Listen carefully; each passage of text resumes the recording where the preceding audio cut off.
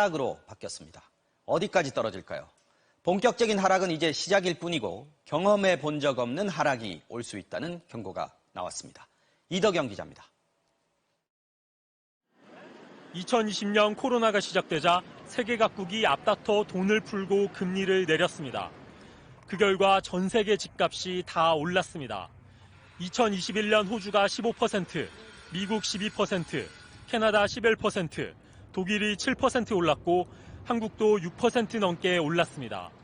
코로나가 끝나고 인플레이션이 닥치자 이제 세계 각국은 금리를 올리고 있습니다. 서울 아파트값은 7주 연속 떨어졌고 강남구도 하락이 시작됐습니다. 이제 매수세가 줄다 보니까 매물량은 많고. 금리는 집값에 얼마나 영향을 줄까? 국책 연구기관인 국토연구원이 1991년부터 올해까지 31년 동안 금리와 집값의 관계를 분석한 보고서를 냈습니다. 먼저 금리를 내릴 경우 부동산 시장은 즉각 반응했고 집값이 곧바로 오르기 시작했습니다. 반대로 금리를 올릴 경우 집값이 곧바로 떨어지지는 않았습니다. 12개월에서 15개월 정도 지나자 집값이 떨어지기 시작했습니다. 한국은행이 기준금리를 올리기 시작한 건 작년 8월입니다. 그러니까 본격적인 집값 하락은 다음 달 이후부터 시작될 수 있다는 뜻입니다. 보고서는 특히 주택담보대출이 늘어난 2012년부터 금리의 영향력이 더 커졌다고 밝혔습니다. 당시 정부는 경기 부양을 위해 빚내서 집 사라고 부추겼습니다. 지금 전세가가 매매가의 70% 수준의 수도권인 경우에 이렇게 가 있습니다. 솔직히 30%만 있으면은 그 집을 살 수가 있는 상황이 됐거든요. 한국은행은 연말까지 금리를 두세 번 더 올리겠다고 예고했습니다. 국토연구원의 보고서 작성자는 우리가 경험했던 수준을 넘어서는 수준으로 집값이 떨어질 수 있다고 경고했습니다. MBC 뉴스 이덕영입니다. 거래 가뭄에 전국의 아파트 매물이 쌓이고 있습니다. 지난해 7월 26만 2천여 건이었던 전국 아파트 매물은 이번 달 42만 7천여 건으로 62% 넘게 증가했는데요. 서울만 놓고 봐도 48% 이상 매물이 늘었습니다. 앞으로 집값이 내릴 것으로 예상하는 사람이 많아진 데다가 대출 금리까지 오르면서 매수 심리가 위축된 영향으로 보이는데요. 한국부동산원이 발표한 지난주 서울 아파트 매매 수급 지수는 86.8로 9주 연속 하락해 집을 사려는 사람보다 팔려는 사람이 많은 것으로 나타났고요. 전국 아파트값도 하락세를 이어가고 있습니다.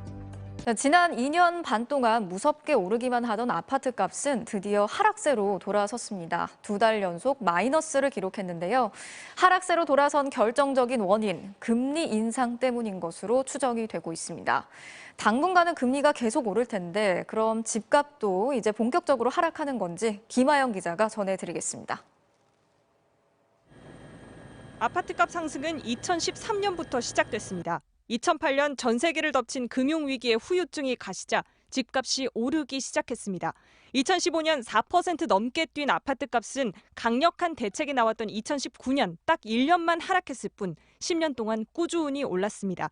특히 코로나가 터진 직후 금리가 내려가고 시중에 엄청난 돈이 풀리자 아파트값은 수직 상승했습니다.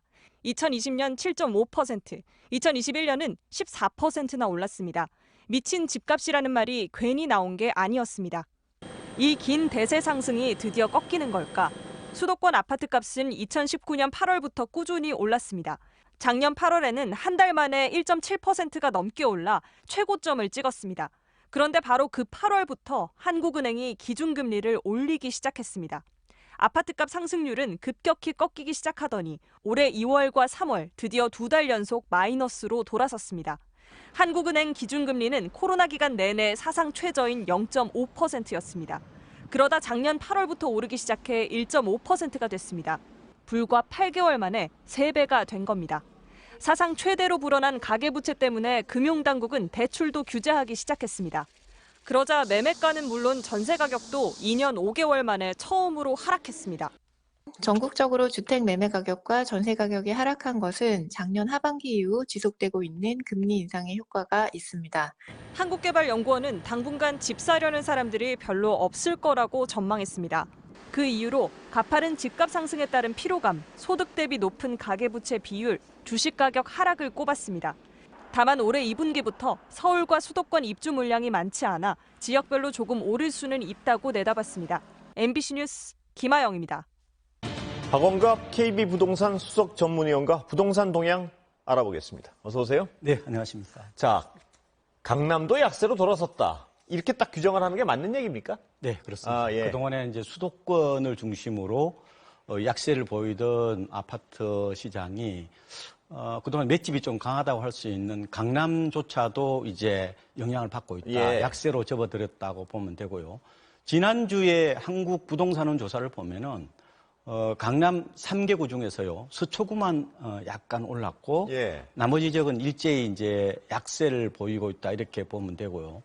실제로 이제 매매 가격을 보면은 좀 더 하락폭이 좀 더 깊고 체감할 수 있다, 이런 말씀을 드리는데, 뭐 압구정 같은 데도 많게는 한 3억 정도 한 달 전에 비해서 빠진 것도 나오고요. 1년 전 대비요?